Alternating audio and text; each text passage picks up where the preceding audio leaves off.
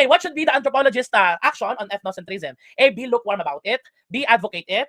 C, encourage it. Or letter D, eliminate and prevent it. No? Sige, ano nga po ba ang dapat na maging stance, no, ng ating mga anthropologists dito po sa may ethnocentrism?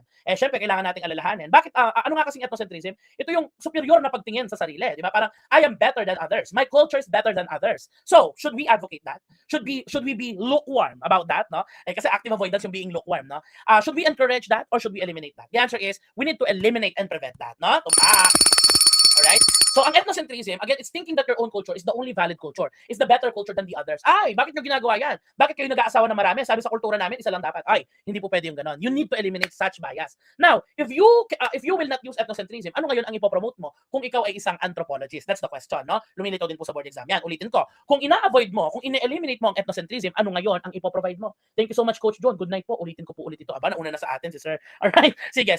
Yun, Miss Karen, tumpak, no? Ayan, no? That is cultural relativism. Ulitin po natin. Cultural relativism. Bakit? Ang ethnocentrism, ito yung palagay mo, ikaw yung nakakataas ikaw yung better. Your culture is better. Ang kabaliktaran nun, yung sinocentrism. Ano po yung sinocentrism? Ito yung pakiramdam mo, yung colonial mentality na, ay, yung kultura namin pangit, di ba? Itong way of life namin pangit, mas maganda yung sa iba. Yun yung sinocentrism. It's the feeling of inferiority, both of which hindi natin pinopromote. Yun yung gusto nating ayusin sa ating mga estudyante. Tanggalin ang ethnocentrism, tanggalin ang sinocentrism. Anong ipapalit? Cultural relativism. Patay po ako, cultural relativism. Alright?